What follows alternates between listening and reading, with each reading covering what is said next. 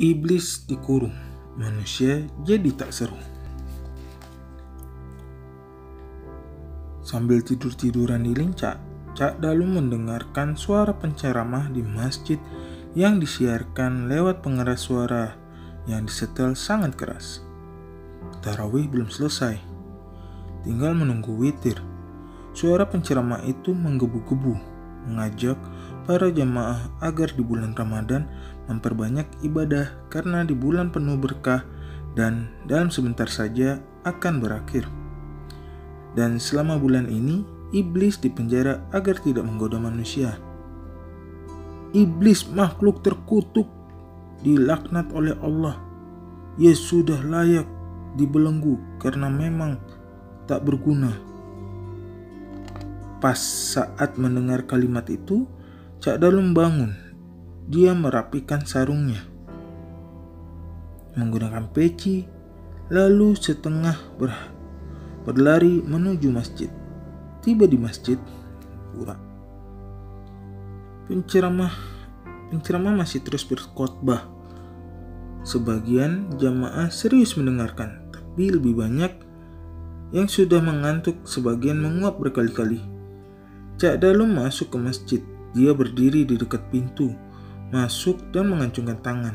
"Mas," katanya. Semua jamaah yang masih melek menoleh ke arah pintu. Si penceramah menghentikan ceramahnya. "Ya Cak Dalu, boleh saya bertanya?" "Silakan Cak, saya malah senang. Ini namanya interaktif. Apa yang sampean mau tanyakan?" "Kok sampean tahu iblis itu makhluk tak berguna?" "Silakan dulu Cak, silakan duduk dulu Cak.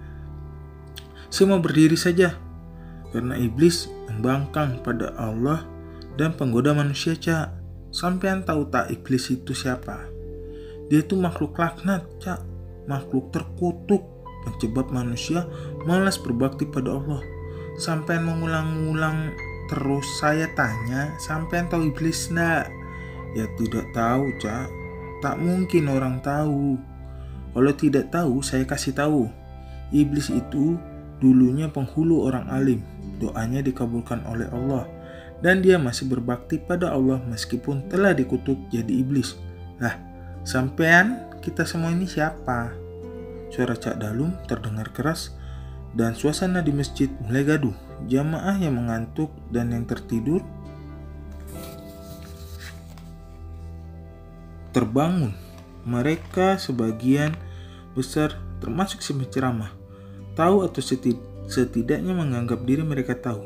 Cak Dalu orang kurang waras yang juga tahu ilmu agama, dan Cak Dalu yang merasa mulai jadi pusat perhatian malah maju ke depan. Dia duduk di barisan depan jamaah. "Maksudnya Cak, sampean itu lo sopo? Kok bilang iblis tak berguna?" "Saya Fulan Cak, penceramah.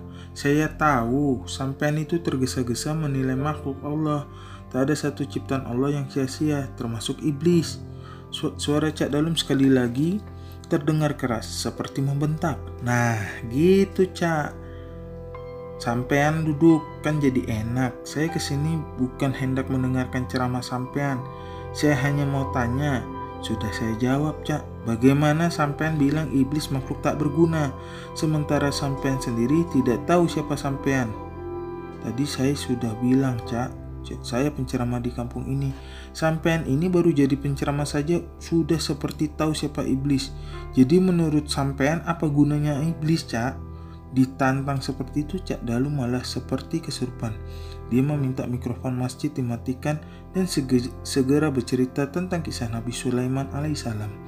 Nabi Sulaiman pernah berdoa pada Allah pada suatu hari agar diizinkan menangkap iblis dan mengurungnya.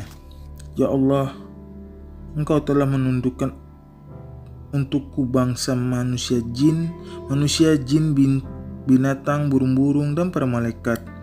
Kini izinkan aku untuk menangkap iblis dan memenjarakannya agar manusia tidak berbuat dosa dan maksiat lagi." Doanya dikabulkan Allah karena Sulaiman adalah salah seorang kekasih Allah. Tapi sebelum dikabulkan, Allah bertanya pada Sulaiman, "Wahai Sulaiman, untuk apa dirimu menangkap iblis?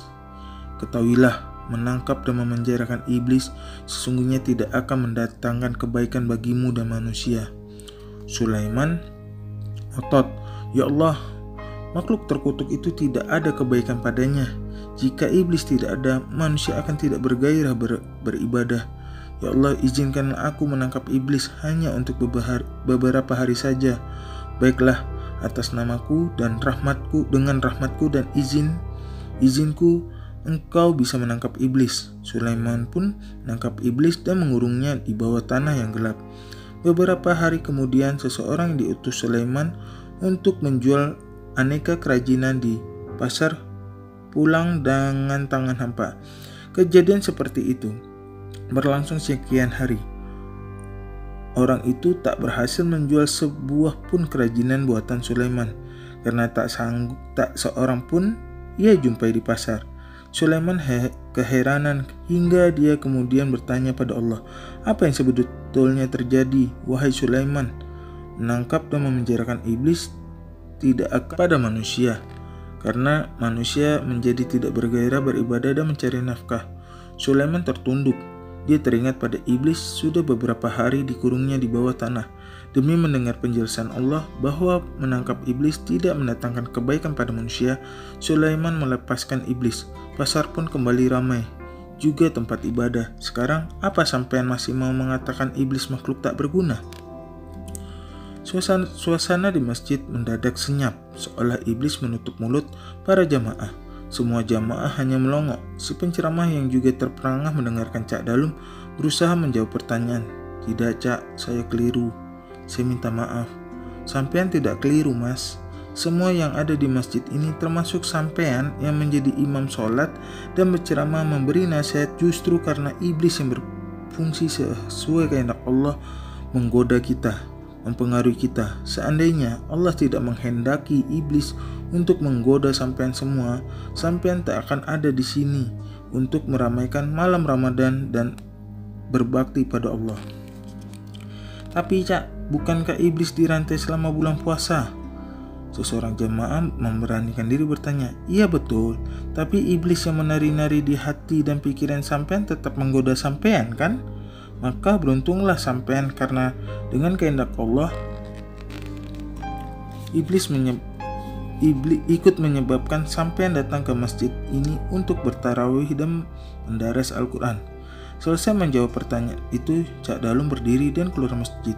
Tapi dia tidak cekikikan seperti biasanya. Mulutnya malah berseru, "Iblis, iblis, kesan betul kamu." Jemaah terus melongo. Si penceramah memberi isyarat bahwa sholat witir menangkap dan memenjarakan iblis tidak akan mendatangkan kebaikan pada manusia, karena manusia menjadi tidak bergairah beribadah dan mencari nafkah.